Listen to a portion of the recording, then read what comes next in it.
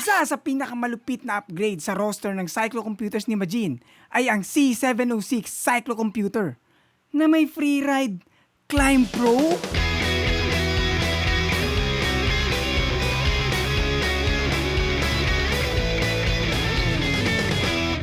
Majin C706, latest and greatest cyclocomputers ng Majin ngayon. Pag-uusapan natin ang bagong mga features ng cyclocomputer na ito. Para sa ganitong price point ng Cyclo, para ka na ring bumili ng top of the line ng mga leading brands. Actually, matagal na sa akin tong unit na ito. Parang first week of Feb pa lang nasa akin na. So parang ito yung pinakaunang C706 na unit dito sa Pinas. Nakuha ko ito ng maaga gawa ng I have to shoot a teaser video promotion para sa Majin. At ito yon.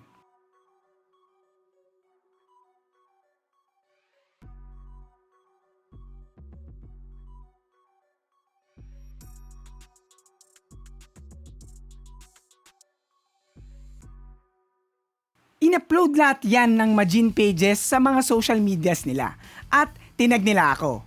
Bragging rights! Though, binago nila yung music na nilagay ko, siguro copyrighted sa ibang platform. Anyway, tara, wag na nating patagalin pa.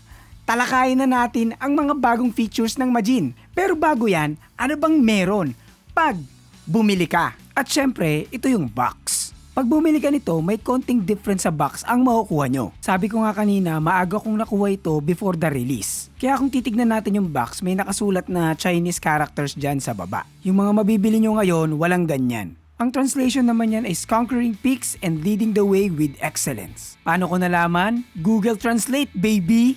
Anyway, may kita nyo yung Cyclo dyan sa harap and logo ng Majin, magkabila. And syempre, mga features sa likod. So, buksan na nga natin to. So, may sleeve lang dyan. And the box is parang lagayan ng cellphone. Premium ang dating. Usually, may sticker protector yan sa screen. Dahil nga pre-production unit to, wala yung sa akin. Pero pag bumili kayo, meron yan dapat. So, isang tabi muna natin tong Cyclo. Unahin muna natin yung mga laman sa loob. So, may isa pang box sa loob. Kunin natin. Nandito lahat yung accessories na kasama ng Cyclo. So, syempre, ang bumungad sa atin ay ang manual na hindi naman binabasa. Yung sa akin, hindi ko naman din talaga mababasa dahil Chinese ang nakasulat. Pero pag bumili ka nito, syempre yung English yung makukuha mo. Maraming mga random literature ang nakapaloob sa box na ito. Meron na ring screen protector na kasama sa package. Yan ang okay sa Majin, nagsasama na sila ng ganyan, hindi mo na bibilin. Of course, meron din itong USB Type-A to Type-C cable. So, decent naman yung haba niyan, pwede na. Sa other plastic, nandito yung mga usual suspects natin na kasama sa package. Siyempre, merong lanyard, importante na meron yan. Meron ding dalawang pares ng rubber O-rings pangkabit dun sa mount. At siyempre, yung mga mount. May kasama ding Allen key dito. Dual yan, may Phillips screw sa dulo at Allen naman sa kabila. Alam ko pag bumili ka nito, may kasamang TPU. Pero hindi ako 100% sure dyan. Yung sa akin kasi walang kasama dahil nga early unit kasi to. Baka hindi pa develop yung case para dito at that time. At ito na ang ating Cyclo. Ito na yata yung may pinakamalaking screen na Cyclo na magagamit ko. So buksan na nga natin to. Siyempre papipiliin ka ng language pag bukas mo. And then you need the OneLab Fit app sa App Store ng mga cellphone nyo and iscan nyo yung QR code. At sundan ang steps, syempre antayin mong matapos yung procedure. And you're good to go. Itong 706, ito yung pinakamalaking Cyclo ni Majin.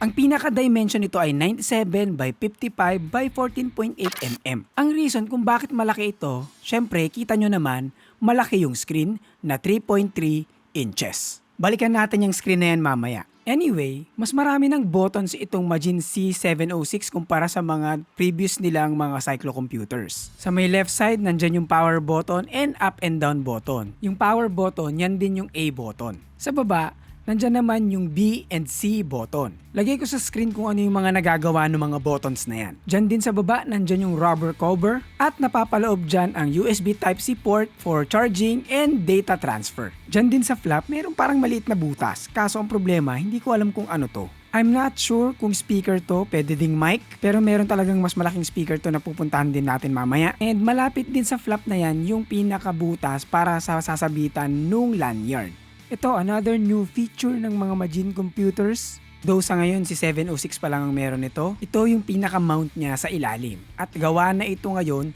sa aluminum. Madalas kasi sa mga cyclo, pag plastic yan ang unang nababasag. So at least dahil aluminum na ito, mahihirapan ka nang maputol yan. Mas durable na ito ngayon. Nandyan din pala yung speaker ng cyclo sa mismong mount. Celebrate small or big wins with your special ones.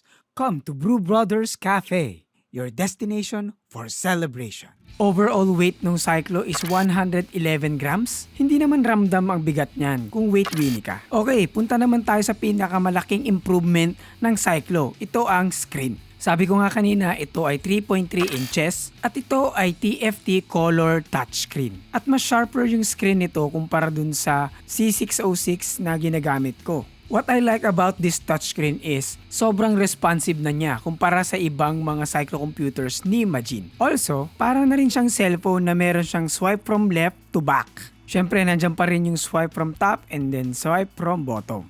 Another new feature na unique dito sa C706 ay yung tinatawag nilang starring ambient light. Yan yung ilaw na makikita mo sa bandang top part ng Cyclo. Kung iisipin mo, parang pang aesthetics lang ito. Pero kahit mahina lang ang ilaw na yan, makakatulong pa rin yan sa visibility. Lalo na kung nagna-night ride ka. Kahit naman sa daylight, makikita pa rin yung ilaw na yan.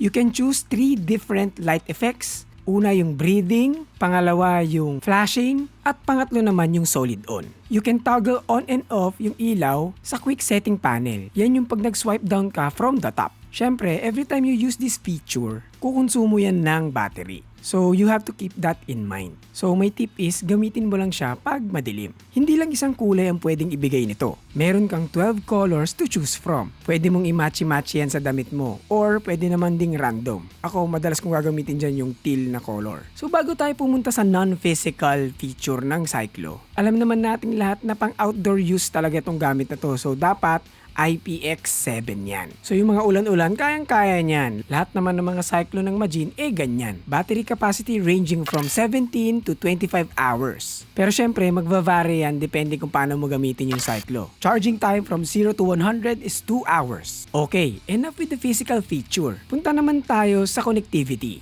Syempre, as a GPS cyclocomputer, lahat ng major satellite positioning system meron yan. Meron tong Wi-Fi for faster transfer data. Meron pa rin itong Bluetooth 5.0 para sa ibang mga devices at ANT Plus na ginagamit ng majority of the sensors ngayon. Baka may magtanong, Nat, kailangan pa ba ng sensor para mapagana yung Cyclo? Ang sagot ay hindi. GPS Cyclo na ito. So, hindi na ito tulad ng mga traditional cyclocomputers na gumagamit pa ng speed sensor. Pero pwede ka pa rin gumamit yan, walang problema. Anyway, kinunik ko lahat ng mga sensor na meron ako tulad ng power meter. Meron tayong video tungkol dyan, baka gusto nyong panoodin. Yan ang pinakamagandang crank and power meter ng Majin. Lalagay ko yung link sa description or lalabas dyan sa card sa taas. Anyway, kinabit ko din yung heart rate sensor ko, radar at tail lights. Dahil ANT naman yan, kukonek lahat yan. So kung meron kang bike trainer, makukonek mo din yan dito. At hindi lang yan ang makukonek mo dyan. Kung meron kang Shimano Di2 and SRAM E-Top electronic shifting system, makakonek mo din yan at pwede mo i-configure yung mga buttons nun to control the cyclocomputer. At pwede mo din i-connect yung mga action camera and 360 cameras mo para makontrol mo yung pag-record gamit yung Cyclo. Ang pwedeng use case nito kung nakamount sa likod mo yung action camera or 360 camera, hindi mo na kailangan bumaba or abutin yung camera para mag-record. Nasa Cyclo mo na ang control. Pero limited lang ito sa mga Insta360 cameras and DJI. Hindi pa pwede ang GoPro pero sana malagay din nila yon. Ilalagay ko na lang dito yung mga minor details ng Cyclo na malalaman mo din naman pag bumili ka. Pag-usapan na lang natin yung mga mas importanteng mga bagay, lalo na yung mga bagong features tulad ng resume later. May mga sitwasyon na pag may multi-day ride ka, para hindi maputol yung ride mo, hahayaan mo na lang yung Cyclo na bukas nang nakacharge. Kasi bawal mamatay yung Cyclo kasi mapuputol yung ride mo. Ngayon, pwede mo nang i-resume later tapos mamamatay yung Cyclo. At pagbukas mo, pwede mo na ulit i-continue.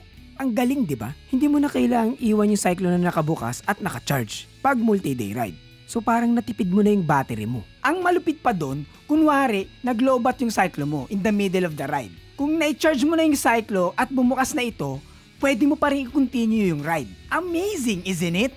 Another bagong feature is yung screen lock. Dati wala yan. So pwede mong ma-accidentally mapindot yung screen while riding. Ngayon, pwede mo nang i-lock yung screen.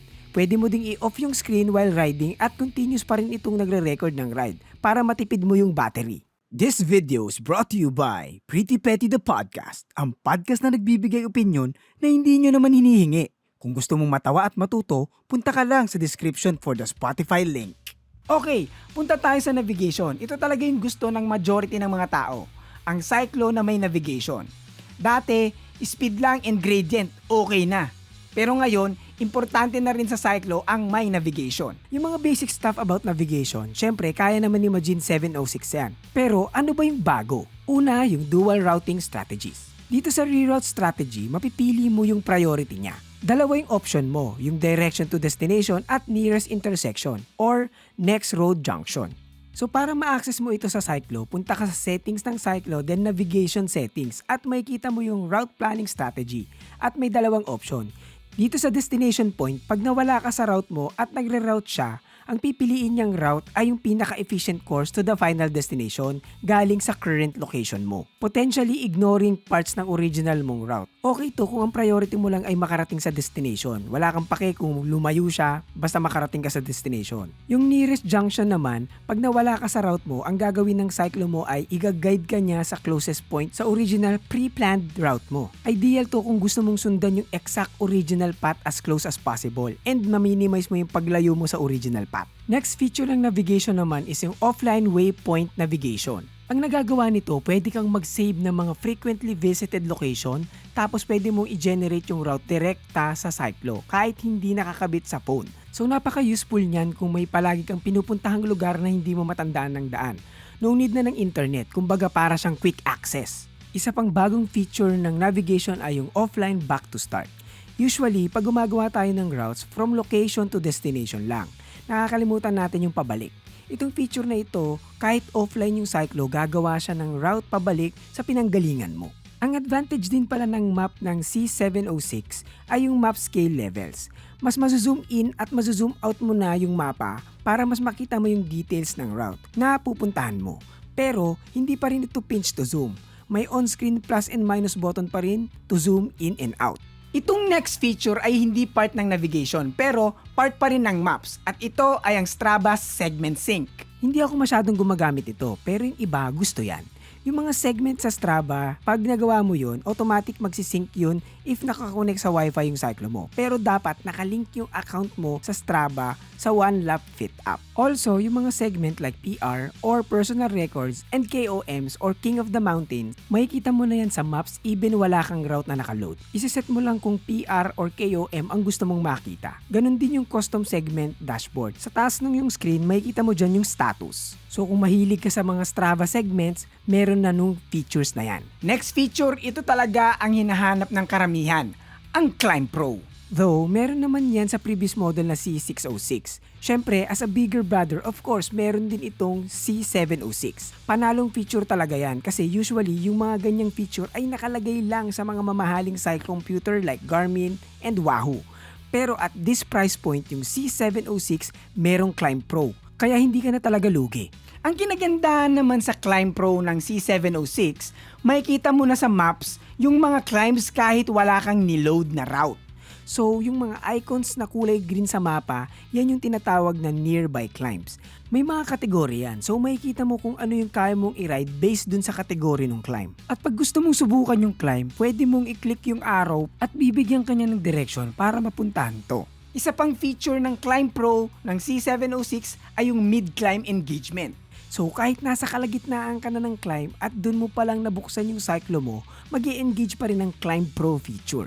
Ang napansin ko lang dito, hindi kagad nag-e-engage. So kung titignan mo, nung binuksan ko yung cyclo at umandar ako, hindi pa kagad siya lumabas. Nasa kalagitnaan ako ng climb yan. Akala ko nga hindi na siya lalabas eh. Kaya nag-scroll ako ng page. Pero bigla siyang lumabas. So baka depende dun sa lugar or location mo kung gaano siya kabilis mag-e-engage. Pero totoo yung feature, gumagana siya. And of course, yung basic Climb Pro features na pag nag-load ka ng route, i-identify niya na lahat ng climbs along the current route mo. Syempre, meron pa rin yan, hindi yan mawawala.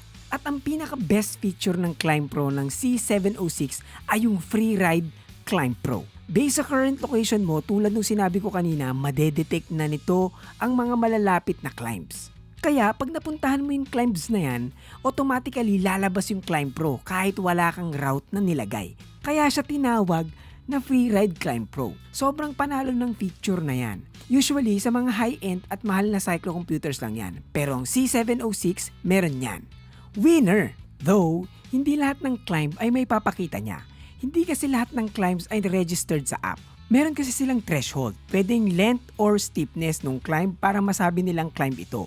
Kaya hindi lahat ng climbs ay mariregister as a climb sa Climb Pro. Baka kasi may magtaka, nasa ahon naman ako pero hindi nagre-register as climb sa Climb Pro. Yun na nga, hindi lahat naka-register as climb sa Climb Pro. May certain threshold lang yung pinipiling climb. Anyway, may mga advanced indoor training features din ito na magagamit mo kung meron kang indoor trainer. Ito yung listahan ng mga features. Sa ngayon, hindi pa natin matatalakayan kasi wala tayong indoor trainer. Baka sa near future, magkaroon din tayo niyan. As of now, yan yung list ng advanced indoor training. Another feature is the Smart Voice Reminder. Voice meaning may voices o salita na nagpo-prompt sa'yo ng mga reminders tulad ng cycling status, navigation, Climb Pro and segment, at low battery. So nagsasalita yan para i-remind at i-prompt ka. So dahil nga early unit itong nasa akin, Chinese yung salita.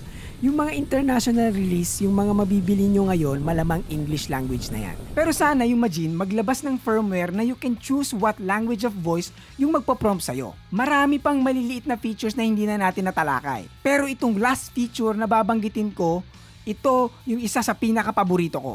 At ito ay ang Digital Bike Bell. You can access this via pull-down menu. Nandiyan yan sa baba, pipitutin mo lang yan. Or yung B button natin sa pinakababa ng Cyclo.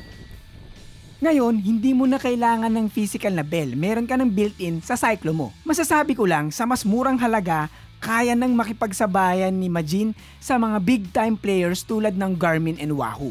So kung wala ka pang Cyclo and you're looking for one na may top-of-the-line features that will not break your bank, ito na ang Cyclo para sa'yo. Halos half ng mga price ng mga leading brands pero hindi ka tinipid sa features. Maglilink ako sa description para malaman nyo yung exact price or lalabas na lang dyan sa lower left ng screen nyo. If you buy using the link, syempre affiliate link yan at may tulong yan sa channel para makagawa pa tayo ng mas maraming videos kagaya nito. Anyway, kung hindi ka pa nakasubscribe, malapit na tayo mag 100k. Tulungan nyo naman akong makamit yan. Ako nga pala si Nat na nagpapaalalang manatiling bike no babang buhay para tuloy-tuloy lang ang pasok ng kaalaman. Paalam!